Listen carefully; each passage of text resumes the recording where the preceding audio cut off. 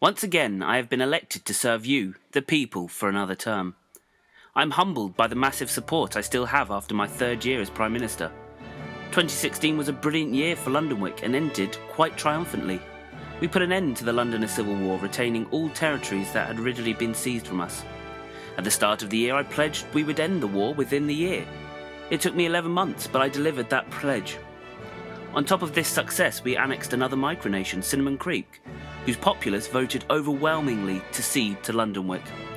I have to thank the Governor-General of Cinnamon Creek, the Right Honourable Lanford, for his help and support throughout the transference of power. He was and is instrumental to the running of Cinnamon Creek, and now to the running of Lundenwic. Now let's look to the future. Firstly, I will be shaking up the parliamentary system that we've had in place for too long. It is no longer fit for purpose due to the incompetence of the Imperial Grand Duke. His office has failed to complete work that he himself had set for it. The figures are he personally set his office 8 actions throughout the year.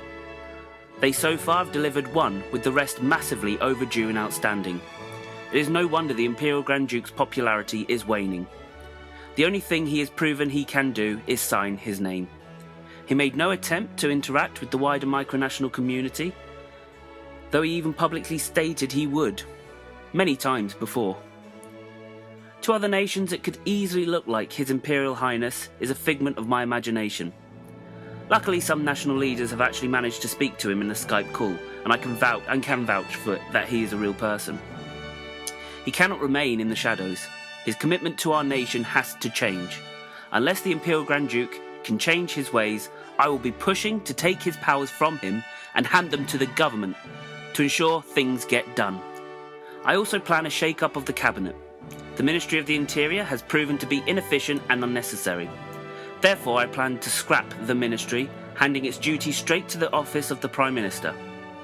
I plan to instruct the Ministry of Justice to lead a review into the Justice Act to address serious concerns that have been raised about it.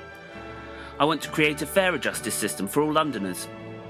I will also be looking rapidly to expand our diplomatic reach.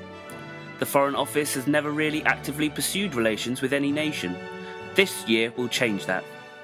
The Foreign Office will be drawing up a list of nations they wish to pursue.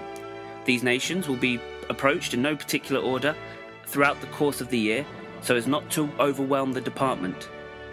They will continue, obviously, to handle requests made to them as normal.